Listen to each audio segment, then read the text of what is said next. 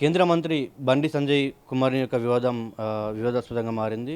అతనిపై వస్తున్నటువంటి ఆరోపణలు, ప్రత్యారోపణలు అన్నీ మనము గత 2 రోజుల నుంచి చూస్తా ఉన్నాం. ప్రస్తుతం అదే అంశంపైన మాట్లాడడానికి మనతో పాటు పీఓడబ్ల్యూ సంజయ్ గారు ఉన్నారు. వారితో మాట్లాడి మరిన్ని విషయాలు తెలుసుకునే ప్రయత్నం చేద్దాం. మేడం, మీరు చాలా వరకు రాష్ట్రంలో జరుగుతున్నటువంటి అన్యాయాలు అమ్మాయిలపైన గానీ, బాలికలపైన గానీ మీరు పోరాడుతూనే ఉన్నారు. ఇప్పుడు ఈ కేసు చూసిన తర్వాత మీ ఒపీనియన్ ఏంది? ఎట్లా చూస్తారు దీన్ని? ఈ కేసు పూర్వపరాలని మేము కూడా పరిశీలిస్తే మాకు అర్థమైంది. ఆ అమ్మాయి మైనర్, 10th క్లాస్ పాస్ అయిన అమ్మాయి. ఆ అమ్మాయి మైనర్ అనడానికి ఆమె డేట్ ఆఫ్ బర్త్ సర్టిఫికేట్స్ ఉన్నాయి, స్కూల్ సర్టిఫికేట్స్ ఉన్నాయి. పోలీసుల దగ్గరికి ఆ అమ్మాయి తల్లి వెళ్ళి గంటలు గంటలు పడిగాపులు పడి మా కూతుర్ని అతను మోసం చేశాడు, ఈ రకంగా అసాల్ట్స్ చేశాడు అని చెప్పి పెట్టింది. ఈ ఈ ఈ కేసులో వివరాలు కనుక చూస్తే అతను ఆ అమ్మాయిని ప్రేమించమని వేధించాడు. సరే, ఆ అమ్మాయి కూడా ఇష్టపడింది. ఇక్కడెక్కడ వాళ్ళు డినై చేయట్లా మేము రిలేషన్షిప్లో లేమని. కానీ ఆ తర్వాత అతను ఆ అమ్మాయి మీద ఫోర్సిబుల్గా కొన్ని ఇన్సిడెంట్స్ చేశాడు. ఆ తర్వాత బ్రేకప్ చెప్పాడు. ఆ తర్వాత కూడా ఆ అమ్మాయి తనని తానే హింసించుకుని హ్యూమిలియేట్ చేసుకుంది. తల్లిదండ్రులు కూడా ఇటువంటి వాడు మనకు వద్దు అని చెప్పి సర్ది చెప్పారు. కానీ ఆ తర్వాత కూడా అతను ఆ అమ్మాయిని నేను పడేసిన, అమ్మాయిని ఇట్లా చేసిన అట్లా చేసిన అని ఫోటోలు సర్క్యులేట్ చేశాడు. ఇవాళ మనం చూస్తున్న ఫోటోలన్నీ అతని వైపు నుంచి వచ్చినవి. ఆ అమ్మాయి తీసుకున్నవి కావు, ఆ అమ్మాయి సర్క్యులేట్ చేసినవి కావు. సో ఆ సిచ్యువేషన్లో వాళ్ళు పోలీస్ స్టేషన్కి వెళ్ళారు, పోక్సో కేసు పెట్టారు.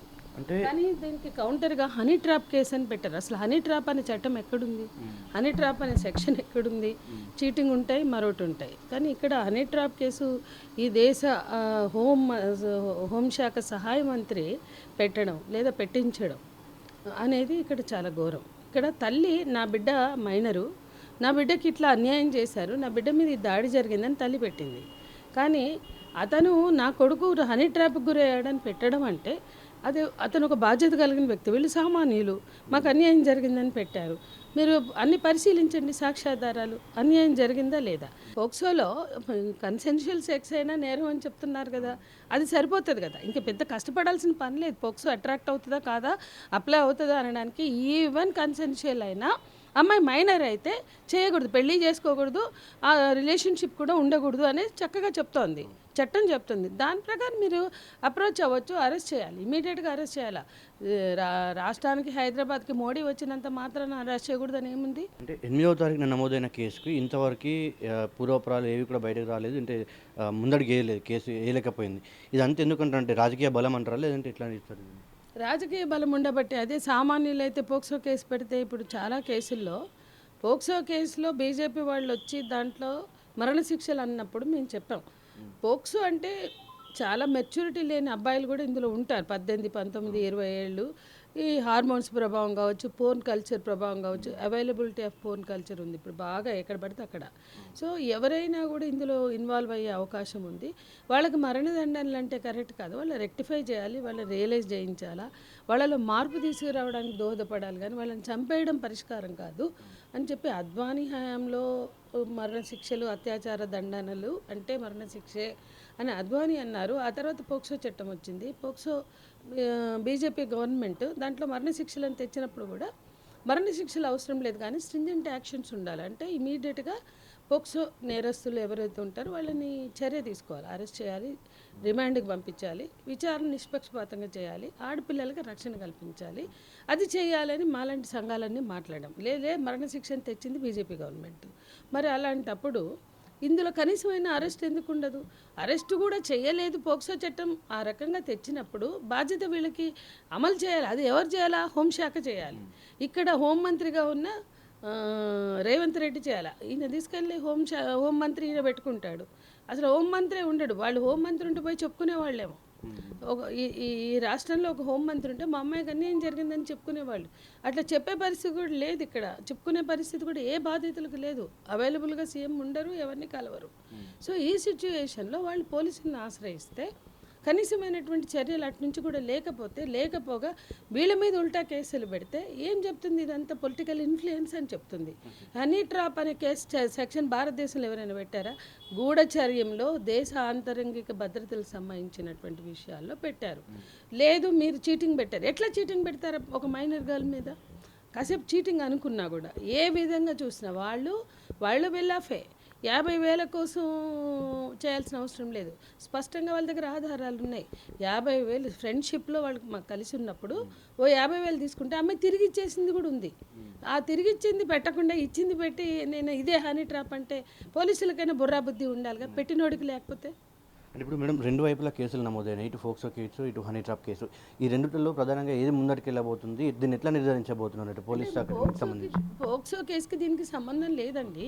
ఇది వేరు, వీళ్ళు పెట్టుకున్నారు. కానీ అక్కడ అమ్మాయి నాకు అన్యాయం జరిగిందని పెట్టింది. ఉన్న ఆధారాలు సమాచారాలు తీసుకుని దాని మీద చేయాలి. పోక్సో కేసే ప్రధానం. పోక్సో నాన్ బెయిలబుల్స్, స్టేషన్ బెయిల్ లేదు దానికి. వీళ్ళు పెట్టిన దానికి స్టేషన్ బెయిల్ ఉంది. రెండవది 22న సంగప్ప గారు వెళ్ళి ఎందుకు మాట్లాడారు, దాని సమాచారం తీయండి. వాళ్ళ గేటెడ్ కమ్యూనిటీ దాంట్లో ఉండే సీసీ కెమెరాల ఫుటేజ్ తీయండి. పోలీసులకు దమ్ముంటే అవన్నీ తీస్తే సంగప్ప ఎందుకు వెళ్ళాడు 22న? 8వ తారీఖు కదా కేసు పెట్టింది. బట్ 24న బండి సంజయ్ ఎందుకు కలిశారు వాళ్ళని? ఎందుకు, దేనికోసం అంటే ఏదో ఒకటి వాళ్ళ మధ్య జరిగి ఉంటేనే కదా. అది హనీ ట్రాప్ అయితే మాత్రం వెళ్ళి కలవరు ఖచ్చితంగా. ఆయన చెప్పిన అసలు హనీ ట్రాప్ వర్తించదు, 17 ఏళ్ళ అమ్మాయి మీద వర్తించదు. అది మొదటి అంశం. రెండోది అసలు కేసే రిజిస్టర్ చేయొద్దు.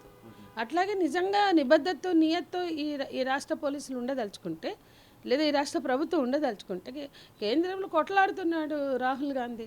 ఈ రాష్ట్రంలో ఇంత రాజీ అంటే మోడీ వచ్చి ఆయన జైరుపో అంటాడు, ఈయన ముసి నవ్వులు నవ్వుకుంటూ. ఇవన్నీ బండి సంజయ్తో స్నేహం నీకు ముఖ్యమా?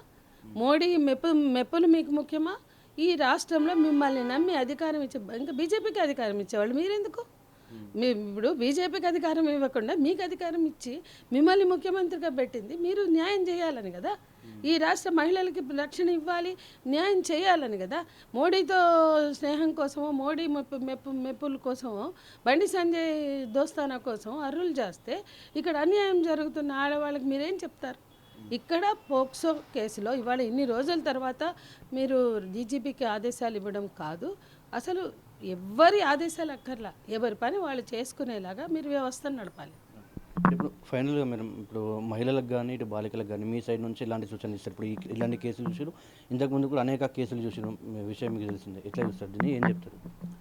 ఇవాళ ఈ రాష్ట్ర ప్రభుత్వం కానీ ఈ రాష్ట్ర పోలీసులు కానీ ఆలోచించాల్సింది, దేశంలో బిల్కిస్ బానో నేరస్తులు ఎక్కడైతే అక్కడ మైనార్టీల మీద దాడి జరిగిందో, బిల్కిస్ బానో మీద అత్యాచారం జరిగి ఆమె కుటుంబ సభ్యుల్ని చంపారో ఆ రాష్ట్రంలో, ఈ దాడులు జరిగిన రాష్ట్రంలోని కోర్టు వాళ్ళ హంతకులను నిర్ధారణ చేసింది. అత్యాచారం చేశారని నిర్ధారించి కఠిన శిక్షలు పడ్డాయి, లైఫ్. కానీ వాళ్ళ శిక్షలు తగ్గించి వాళ్ళని బయటకు తెచ్చి ఊరేగింపులు తీసి, దండలేసి ఊరేగింపులు తీసి వాళ్ళకి హారతులు ఇచ్చారు, వాళ్ళకి సన్మానాలు చేసి సాల్వాలు కప్పి బీజేపీ కార్యాలయానికి తీసుకెళ్ళి ఉన్నావులు అదే చేశారు. నేరస్తుల్ని రక్షించారు, నేరస్తులకి బీజేపీ ఎంపీ సీట్లు ఇచ్చారు, బాధితుల్ని వెంటాడి వాళ్ళ లాయర్లను చంపారు, కుటుంబ సభ్యులను చంపారు, అమ్మాయి తండ్రిని చంపారు ఉన్నావులో. అట్లాగే కతువాలో నేరస్తులను అరెస్ట్ చేసినందుకు అక్కడ కశ్మీర్ పోలీసులు ఆ పూజారిని ఇతరులను పట్టుకుని వీళ్ళు ఎట్లా నేరం చేశారో వాళ్ళు స్పష్టంగా చెప్తే అరెస్ట్ చేస్తే బీజేపీ ర్యాలీ తీసింది వాళ్ళని విడుదల చేయమని. అంటే ఏమి మెసేజ్లు ఇస్తున్నారు వీళ్ళు? ఇచ్చే ఇండికేషన్స్ ఏంటి? భారతదేశంలో బీజేపీ ప్రభుత్వం ఎక్కడా కూడా, వాళ్ళు నిజంగా ఆందోళన చేసింది బెంగాల్లో ఆర్జీకార్ జూనియర్ డాక్టర్ ఇన్సిడెంట్లో ఉద్యమంలో పాల్గొన్నారు, ఉద్యమం చేశారు. అంటే మీరు ప్రతిపక్షంలో ఉంటే ఉద్యమాలు చేస్తారు, అధికార పక్షంలో ఉంటే నేరస్తులను రక్షిస్తారు. ఆడపిల్లల మీద జరిగిన దాడులు, అత్యాచారాలు, హత్యల కేసుల్లో ఎక్కడ బీజేపీ న్యాయం వైపు నిలబడలా. ఒక్క న్యాయాన్ని డిమాండ్ చేసింది, దాన్ని రాజకీయంగా ఒక ఇష్యూగా ఉపయోగించుకుంది బెంగాల్లో మమతా ప్రభుత్వానికి వ్యతిరేకంగా. కానీ మేమేమంటున్నామంటే ఇవాళ ఇక్కడ ఉంది తెలంగాణలో కాంగ్రెస్ ప్రభుత్వం, కనీసం మీరైనా ఎందుకు ఆలోచించట్లేదు? ఒక బీజేపీ కేంద్ర మంత్రిని రక్షించేటువంటి పనిలో ఈ పోలీసులు, ఇక్కడ ఉన్నటువంటి రాజకీయంగా అధికారంలో ఉన్న పార్టీ ఆలోచించడం చాలా దౌర్భాగ్యం. ఖచ్చితంగా న్యాయం ఎవరికైనా, బాధితులు ఎవరైనా, ఏ కులమైనా, ఏ మతమైనా, ఏ జాతి అయినా, పేదవాళ్ళైనా న్యాయం దక్కాలి. నేరస్తులు ఎంత గొప్పవాళ్ళైనా, ఎంత పెద్దవాళ్ళైనా, ఎంత ధనికులైనా, ఏ మతమైన, కులమైన, జాతి అయినా, నేరస్తులు పరపతి ఉన్న వాళ్ళైనా వాళ్ళని శిక్షించాలి. ఆ వ్యవస్థ కోసమే అందరూ ఆలోచించాలి, ఆ వ్యవస్థ కోసమే మేము కూడా పనిచేస్తాం.